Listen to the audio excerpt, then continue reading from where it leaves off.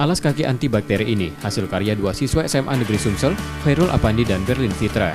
Ide pembuatannya bermula dari praktik ilmiah siswa yang rutin dilakukan dalam selama 6 bulan. Proses pembuatannya tak kurang dari 2 bulan, diawali dari penelitian biologi dengan metode pulping. Setelah itu dicetak sesuai ukuran, lalu dikeringkan selama 24 jam. Selain eceng gondok dan pelepah palem yang didapat dari lingkungan sekolah sebagai bahan utama, karya ini juga memanfaatkan kulit jeruk dan bahan kimia lainnya.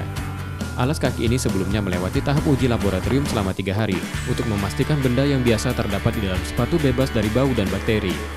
Selain dua bahan utama yaitu pelepah palem dan eceng gondok, kami menggunakan natrium hidroksida sebagai bahan utama untuk pulping, proses pulping, dan juga hidrogen peroksida sebagai bahan utama untuk proses pemutihan.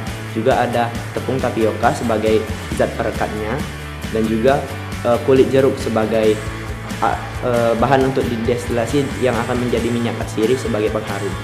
Selama pengerjaannya, siswa didampingi guru pembimbing yang menyebutkan karya ini masih dalam pengembangan dan rencananya akan diproduksi untuk kebutuhan industri.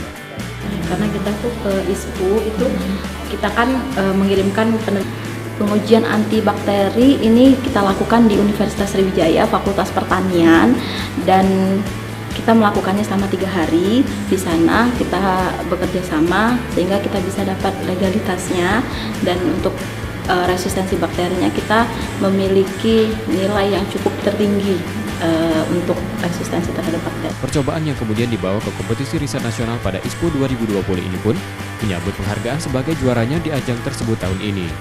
Rizky Oktora, Muklas Diferensial, Kompas TV, Palembang.